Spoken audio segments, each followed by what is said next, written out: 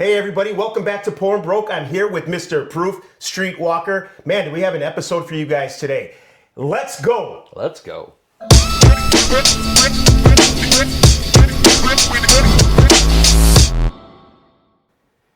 All right, everybody, welcome back to Pouring Broke. I'm your host, Brad. I'm here with I'm Don. Don, the Proof Streetwalker. Don, what do we got in store for the team today? Silver Springs. Silver Springs. All right. So is that off of the north side of Milwaukee? I mean, where's this? Where are we at here? This is actually a pick from my buddy, Brutally Honest from Brutally Honest Bourbon. So Okay. this is one of his picks. So I'm really excited to get into this one.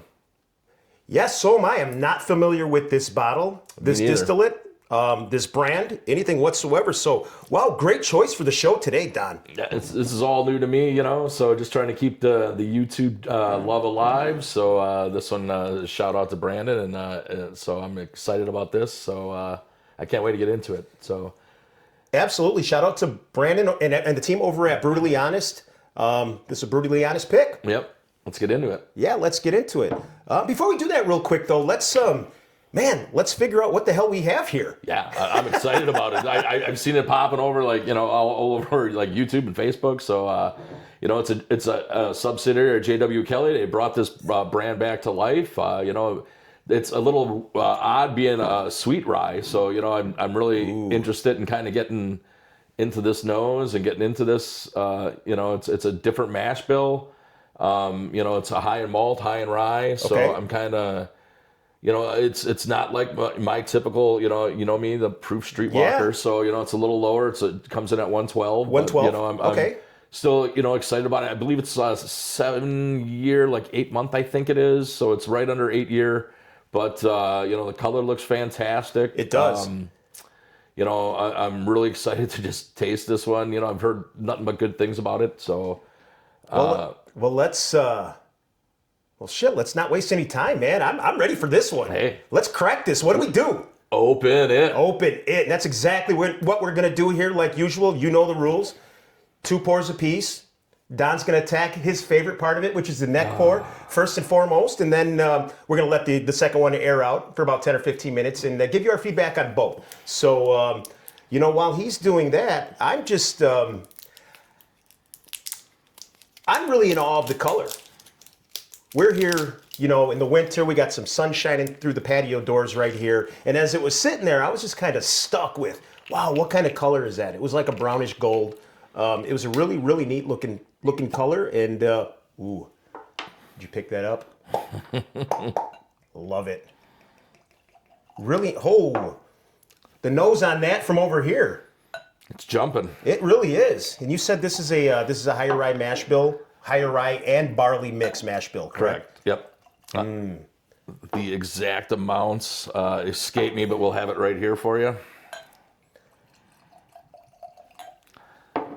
Nice healthy pours in the morning. What else do you expect when you have this guy around? Jeez. And what a treat again, Don. Thanks, man. This is a bottle that I have not come across yet. If somebody were out there looking for this, where would they go? Georgia, Tennessee. Got it. Not stopping over at Jim's off 12th Street, huh? No. This one, it was kind enough to have Brandon kind of help me out with getting this one. Some folks down there were kind enough to have this sent to me. So, Gotcha. cheers, boys. I really appreciate that getting this sent to me. So, I'm gonna go in for a nose and a little sampling on this one. I mean, the color on this is beautiful. I mean, it's like a nice red hay. I mean, it's golden and delicious. I mean, it is. It really looks. I mean, the nose. You're getting everything and some from a 112er. You know what I mean? Oh, yeah. This seems like it's going to come in pretty hot. you didn't get a real big punch of ethanol or nothing on it. I mean, it's very approachable. I mean, it almost has like a creme brulee kind of burnt, when you burn the sugar on the creme brulee, it kind of has that kind of smell to it, A little bit of burnt sugar syrup. I on the other hand, am picking up the ethanol. Or maybe I just picked it up when you just poured it out to begin with, but I caught that right away. And right here, and I think, now that I haven't even dug in yet, but now that I guess I can do a drive-by. you can do that drive-by. The ethanol's gone now, and I haven't even jumped into the pour. Yeah, yeah. So maybe it was, maybe Don is telling the truth about this neck pour bullshit. Maybe there is something to be said about the neck pour. I'm kidding. We beat that subject to death, and we'll continue to do so. We all know there's such thing as a neck pour. More prevalent in other bottles. More prevalent in some bottles than others. Nice legs for a 112. I mean, it's clinging on the glass. I mean, the viscosity is probably going to be really nice. I haven't gone in yet because, a lot of people go, where were you at taste to nose? Are you 60-40? Are you 50-50? Are you 70-30? Everybody's experience is different. And for me, it's, I don't know. I used to say I'm more, taste and nose, and now it's more of a 50-50 thing. I enjoy my nose almost as much as I enjoy the taste, because it's all wrapped into the experience for me. When I was younger, it used to just be, screw it all, I'm all in for the effect. Right, you're right. Let's get fucked up. Yeah, but now, that it's more of the 50-50 nose and the taste experience. So, I'm in for the whole ride now, so. Yeah, Don, that's a great point. In relation to that, your journey takes you there. And sometimes the bottle does as well. But in general, early on in my journey, I gave up on pours simply because of the nose. You know what I mean? I would expect what follows to be what the nose made it, And over time, you learn that that's not always the case. You get tricked by the color, you'll get tricked by a nose, and in a lot of cases, which we love, you get thrown for a fucking curveball right away. Like, hey, this is going to be sweet, and then here you go with the Russell's Funk, Oh, yeah. Or vice versa. So to your point, man, you let it take you. Yep, you let the bottle, you let it take you where it's going to take you, and you don't give up on these things from the nose. Well, this thing was. You wouldn't give up on this from the nose. This is amazing, Brandon. You knocked this one out of the park picking this one because putting this thing just opens up right away. You take this for a sip, and it's like it hits your front palate. And then you get a nice little bit of caramel and some vanillas and a little bit of toffee, but then it hits your mid palate, and then it crescendos like that orchestra just goes wha-boom, and it really develops and opens up. It's very viscous. It's very oily. It coats your whole palate, and it hits the back end with a lot of nice spice and everything. Oh, man. How about that for a brutally honest take? This is fantastic. My first Silver Springs in this barrel is very good. I can't wait for another one. I know these are all single barrels, so that the next one could be completely different. But man, I'm glad I got two bottles because I'm really happy I did because this one's fantastic. And if this is what they're doing down there and they revived this brand, thank you so much because it's you knocked it out of the park. NDP, so not associated with any of the big players. Correct. It gives you an interesting mix of, our minds go to a certain place. Hey, you start here and then you break it down, compartmentalize it to where it's going to be. This is a tough one to put a finger on. A lot of really, really good characteristics, like you mentioned. On the front end, it gives you a little bit of, a little bit of the, like you said, maybe some burnt baking spice. Sure. With a little... but not unpleasant. No, but sprinkled with a little bit of powdered sugar. Sure. Yep. Okay, I can see that. Going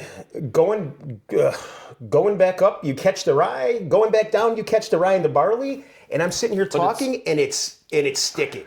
It's still like in the middle of my mouth. It's still doing like this big performance. It's very interesting and very good. Let me get back and try that again because I was just, when I caught that roller coaster, then on the finish as we're talking, I focused on, the viscosity, the makeup, the hug, here the legs that's there right now as I'm talking still. Like in the hug portion here, it's almost like here's where I get like the mint.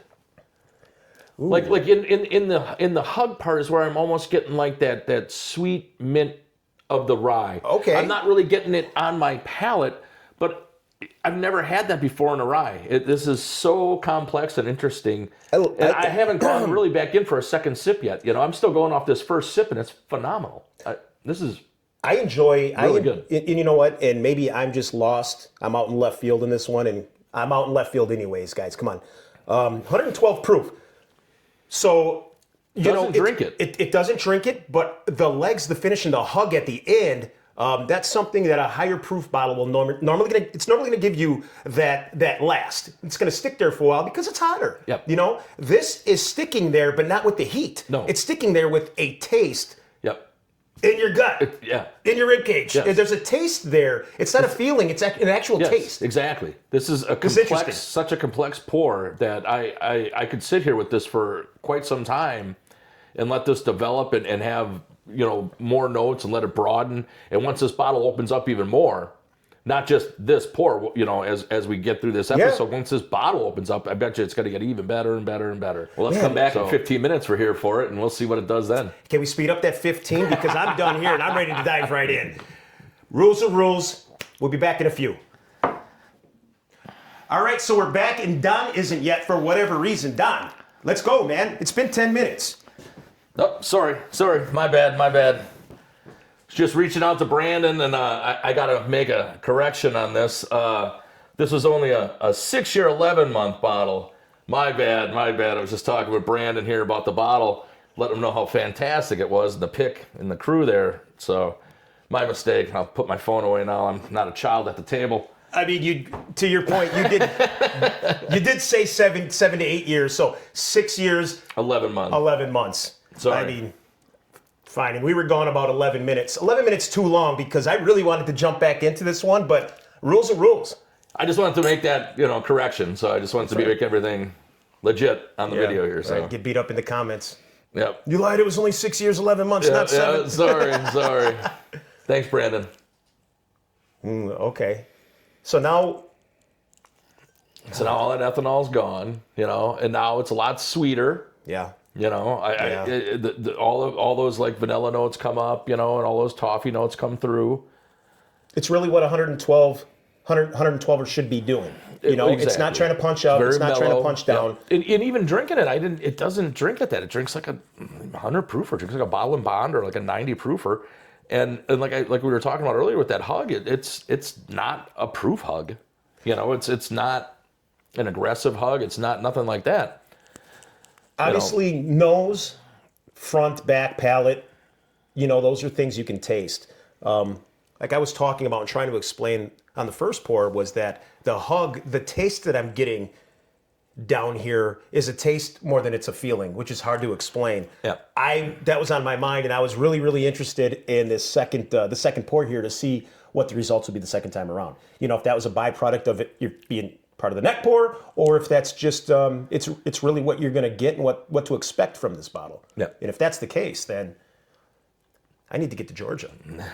What a fun bottle! Holy shit! It's so interesting. I've never, I've found so many interesting bottles lately that like do these certain things where it's like, how is this bourbon carbonated? And it's not carbonated. It's just got these weird things going on where it's like, why is that fizzy? It's not fizzy. It's like, Yeah, it's giving you what's going on? giving you the carbonation of a white soda. Yeah, it's or a cola in here, and it's like I'm getting Pepsi note. Yeah. and it's it's a high rye. Yeah, how are there flat colas going on here? What's going on? Yeah, It's like, this is like you just reduced or eliminated the carbonation from this Pepsi, and then put it and proofed it up to 100 proof, and Yeah. bottled and bonded it. Exactly, and which I'm digging. Great time to be alive, though. Yeah, there's so much interesting things going on in the world of bourbon, and the ones that can't cut it are going to the wayside, and I'm fine with that.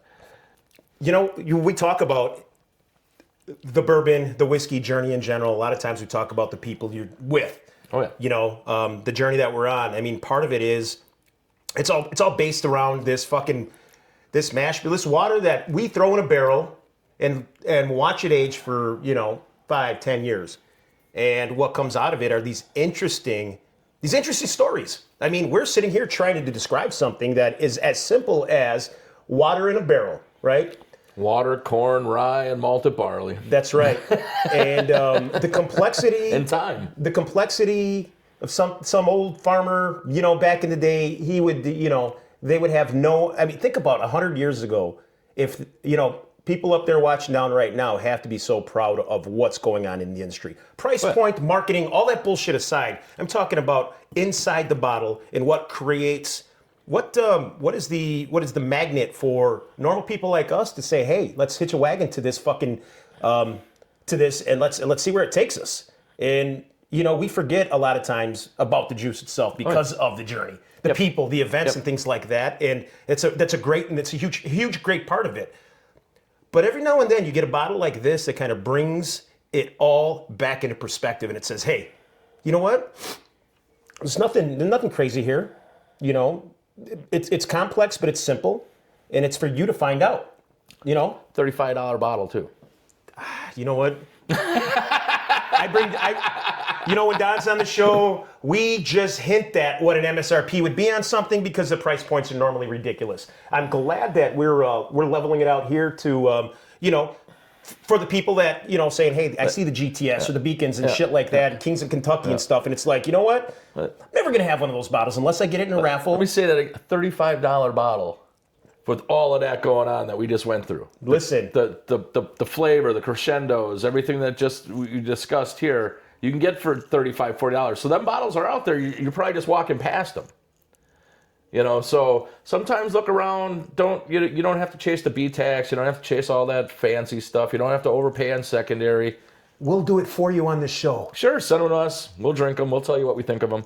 But still look out for them $30, $40, $50 bottles because they're worth it. And they got a lot of flavor going on. You might just be walking past them because your nose is in the air and you probably wouldn't look at the B-Tax. That's right. Don't. Think of these bottles because they're damn good and they're damn worth it. So, well, I mean, you can't end on a higher note than that. Don just hit it out the park with the $35 bottle. Think about everything that we just told you, and then to put a ribbon on it. This is an attainable bottle. If you see it out there, it's not going to break the bank. And, it's something that... And a store pick, it was picked by a great crew. Yeah, brutally honest crew. Listen, if you come across this anywhere, let us know. I'd be interested in picking up a bottle or two if you're in the area, somewhere down in the South. I'd be more than happy to try any of their other offerings as well. So if you see Silver Springs out there, give it a shot. Check it out. I mean, what do you got to lose? $35? I mean, that's that's a drive-through at McDonald's. Nowadays. And I promise you, at a $35 price point, you are not going to find something packing as much as this bottle packs for $35. Hey, if you don't like it, send it to me. That's right. That's right. Guys, again, everybody, world, thank you. Thank you so much for the support. We just passed over 1,000 subscribers. So, man, we appreciate the continued support. We look forward to 2026. We hope we can bring you some really good content. And again, if you haven't, please like the video, subscribe, drop a comment. Let us know if you come across this bottle. Let us know if you have a bottle you want us to see, you want us to crack on a future episode of Open It. And Don, are we proof street walking our way out of this motherfucker, or what are we doing? I think we are. All right, guys, until next time, we appreciate it. Peace. Peace.